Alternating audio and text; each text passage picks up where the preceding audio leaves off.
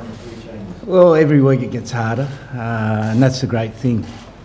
We've got some good players coming back. It's probably the strongest 23 we've picked for a long time. So it's been, interesting week. How much thought did you give to Gibson when he started? Well, Daily Telegraph picked him for us, and we decided we'd change our minds then. Was he in with a chance? Well, he's always in with a chance. He's one of our best players, but he's not ready to start yet. Just tell us how Owen Farrell is. We just want to give him a treatment. He could be in doubt, mate. Could be in doubt, yeah. What's the issue? He's got a bad leg, so he couldn't finish training. How did it happen in training, Eddie? What was it? I think he ran into my dog, mate. My dog was running around, he ran into it. What are the contingency plans? He'll be all right. You're confident he'll be out? He'll be all right, yeah. Well, you just said he was a doubt. Yeah, but I think he'll be all right. Is that okay? And what's the backup that you need? We've got plenty of backups. Ben Teo can play 12, he's an exceptional player. So there's no risk for us. Eddie, the white balls that were left out in training earlier in the week, they led to speculation pretty much over the start. Were they left out by accident or was that deliberate? Well, how did you work out he was going to start? I didn't. Well, you guys need to have your own discussion, because we didn't say he was going to start. No, but were they left out by accident or? Well, we're not left out by accident. You've got to say Phil Mason's been playing so far. What he needs to improve. He's going really well for us. We're really confident he's going well. Going very well. We're happy with the way he's going. Eddie, what do you... So we're going to get a fantastic 80 minutes from that position. Do you think the back row blends worked okay? It's going to be a very different... Magnificently. Really well. Yeah. Can you just contrast the two different back rows? I'm not worried about Scotland. I'm confident our back row will do the job. Eddie, Scotland have opened up a few boxing trips so far in this campaign. Italy through England, of course, for the first half, and that game 2 weeks ago. Are the England players now mentally ready to adapt to the unexpected should come their way?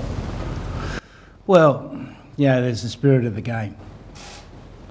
And I know Scotland's going to participate in the spirit of the game. So we don't have to worry about anything. But was the inability to react to that, did that set off an alarm? We've got to get this right for Scotland. As I said, Scotland's a well-coached side. Vern Cotter's a good rugby coach. They'll participate in the spirit of the game. How highly do you rate this Scotland team? Look, we're just concentrating on ourselves. We've had a great 2-week preparation. We had a fantastic week up at Oxford. Trained well. I've had 2 good days of training here. We're really well prepared. We're looking forward to playing a historic Calcutta Cup. Scotland haven't won it since 1983. Does that mean anything? We're just worried about ourselves. We want to play well. Eddie, if Nathan went down early in the game, would you be confident that Billy could play? Well, there's a number of permutations that can happen. If I worry about every permutation, I'll never sleep. I probably don't sleep enough now, so I'll worry about things when they happen during the game. Before all the games we were well prepared, and then after the interview you said perhaps you hadn't prepared as well as you thought, or prepared them as well. What have you done differently this time, or have you approached it differently to try and get that good start for this? We've varied it up a bit. We've changed the way we've trained considerably. The intensity of training's improved. We're moving towards our best performance. Eddie, in all these Six Nations games and indeed the last 4 matches, at half-time England haven't been ahead. Why is that, and what are you doing to make sure that doesn't happen at the weekend? Well, it's an 80-minute game. We've got to be ahead at the 80th minute mark. That's what we're aiming to be against Scotland. Why are England struggling to get out of the blocks as you want? Well, if I knew, I'd fix it. And I haven't been able to fix it, so I don't know. So is it an issue for you? No, because we've been ahead at the 80th minute mark, and that's the only time it counts. It's like starting a 100-metre race. You can be in front at the 10-metre mark. You've got to be in front at the 100-metre mark. So does the message change then on Saturday from what you've told me? Well, we want to play well, it's a big occasion. It's the Calcutta Cup. We want to play well, and we're preparing to start well. You know, and we're not preparing not to start well. We're preparing to start well. There's no different message. Eddie, Scotland have picked Hamish Watson to start. He did very well when he came on in the last game. Are you expecting a considerably different breakdown contest this time? Look, I'm not worried about what Scotland does. All I'm worried about is us. You know, whatever they serve up, we'll deal with.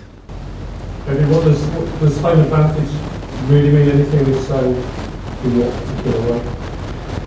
Again, we're just worried about our preparation. We're delighted to play at Twickenham. We're going to have 82,000 people there who are all going to be cheering for England. So it's a great advantage for us in that way. We feel comfortable. We're looking forward to playing there. We've only got, what's our second home game for the year, so we're looking forward to the occasion. Eddie, so just to revisit one point, the confusion in that first half against Italy and the inability to get a message to the players to react. Have you got your leadership group together and worked out what happens should something throw England off their stride? Well, there was someone confused in the first half, and it wasn't our players. Were you happy with the way that? Yeah, 100%. I thought we dealt with it fantastically well.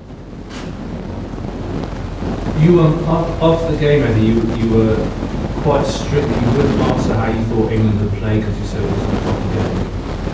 On review, can you tell us how you felt they actually played in that game? All I'm worried about is the Scotland game now. Italy game's gone. We'll worry about Italy in 12 months' time. Eddie, a lot of the sporting teams that have been seen as very good over the years have put together long winning runs. Golden State Warriors in basketball last year, and the All Blacks got up to 18 wins. Will it be a sign for this England side that it is a great side if that record is equal? Golden State Warriors. There you go. I didn't know they had a long run. Look, all we're worried about is playing well against Scotland. You know, everything else is a consequence of that. Do you think that could be a sign that this is one of England's greatest sides?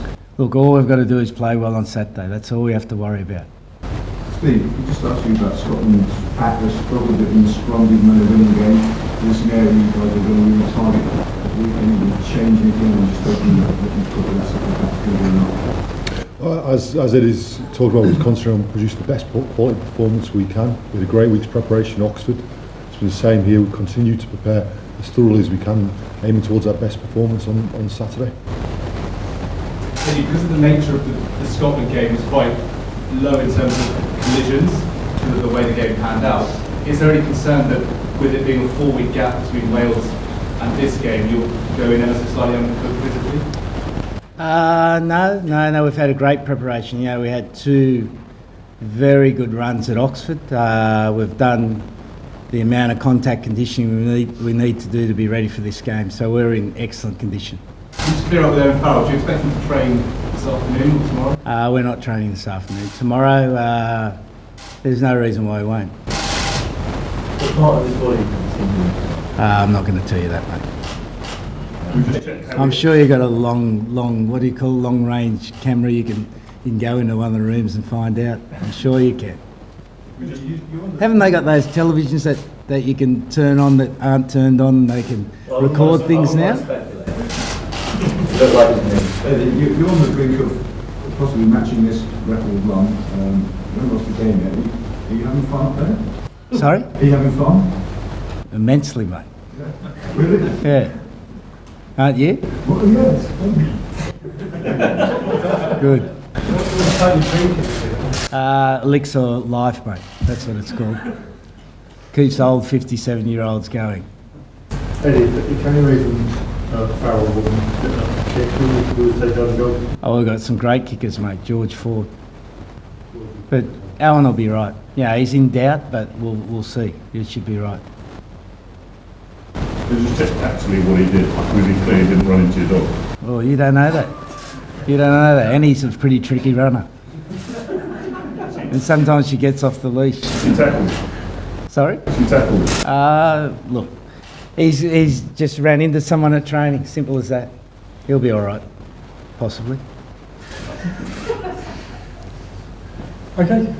Thank you very much. Good.